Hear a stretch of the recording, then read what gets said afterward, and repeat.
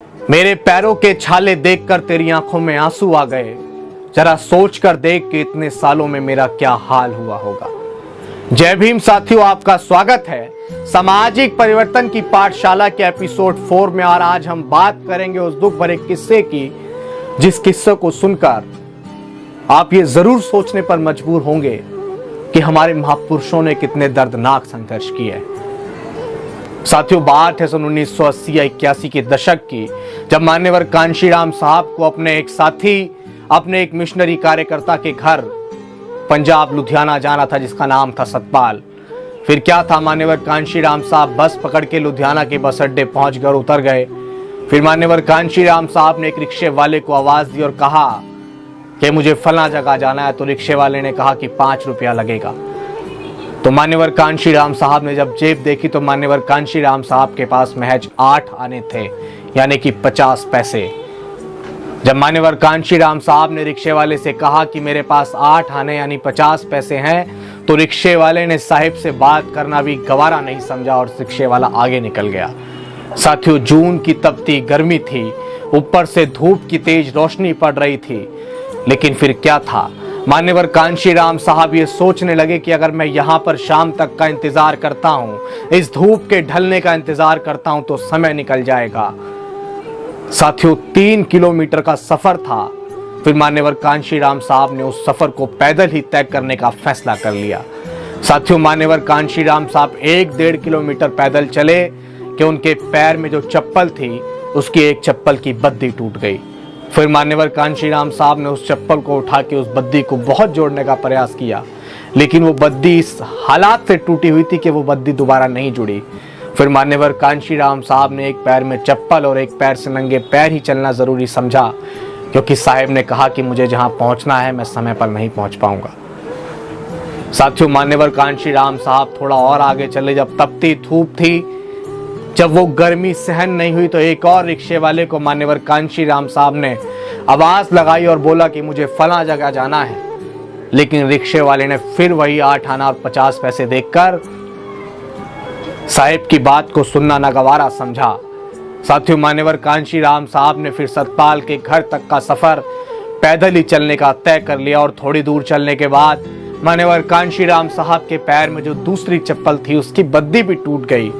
और मान्यवर कांशीराम साहब पैदल पैदल पैदल तपती धूप में, दोपहर के समय में, धूप की उस तेज रोशनी में पैदल सतपाल के घर पहुंच गए। जैसे ही सतपाल ने मान्यवर कांशीराम साहब को देखा, तो सतपाल ने कहा कि साहब, आपने ये क्या किया। साथियों, मान्यवर कांशीराम साहब के पैरों में छाले पड़े हुए थे। जब सतपाल की आंखों में आंसू आए, तब मान्यवर कांशीराम साहब ने कहा कि मेरी हालत देखकर तेरी आंखों में आंसू आ गए, मेरे पैर के छालों को देखकर तेरी आंखों में आंसू आ गए। जरा सोच कि इतने सालों के संघर्ष में मेरा क्या हाल हुआ होगा। सतपाल ने मान्यवर कांशीराम साहब से कहा कि साहिब, बस अड्डे उतरकर मुझे फोन लगा दिया होता।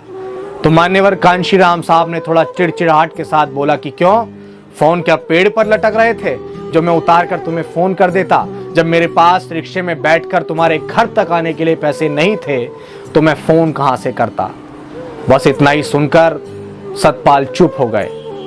फिर ज्यादा बात न करते हुए मान्यवर कांशीराम साहब ने ना धोकर धोती लपेटकर वहां खाना खाने के लिए बैठ गए। और रात को जब सो गए, तो साथियों, रात में सतपाल की जो पत्नी थी, सतपाल की पत्नी ने मान्यवर कांशीराम साहब के बारे में सोचा कि उनके कपड़े जो पड़े हुए हैं बहुत मैले हैं, उससे बदबू आ रही है पसीने की, मैं उनको धो देती हूँ।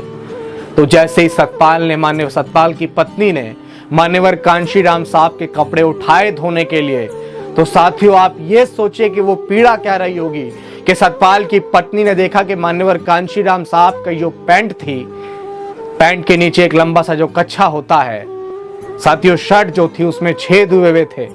मान्यवर कांशीराम साहब की जो बनियान थी, उसमें छेद हुए थे। इस दुख को देखकर सतपाल की पत्नी ने ये सोचा कि कांशीराम साहब के पास तो और कपड़े होंगे, ऐसे कपड़ों को भला वो क्यों पहनेंगे। तो सतपाल की पत्नी ने वो कपड़े धोने गवारा नहीं समझे और उसने वो अपने घर के बाहर जाके न जाने कहां फेंक दिए। मुझे बहुत अच्छे से वो स्टोरी याद नहीं है, मतलब वो कपड़े उन्होंने फेंक दिए। सुबह उठकर मान्यवर कांशीराम साहब नहा धोकर सतपाल से कहने लगे कि मेरे कपड़े कहाँ यहाँ रखे थे। तो सतपाल ने कहा कि वो तो मेरी पत्नी ने फेंक दिए क्योंकि वो बहुत फट गए थे। तो मान्यवर कांशीराम साहब ने कहा कि अब मैं क्या पहनूंगा, मेरे पास और कपड़े भी नहीं है। लेकिन सतपाल को यह जानकारी नहीं थी कि मान्यवर कांशीराम साहब के पास कोई कपड़ा नहीं है। तब सतपाल तुरंत जाकर मार्केट गए और मान्यवर कांशीराम साहब के लिए नए कुर्ता और पैजामा लेकर आए।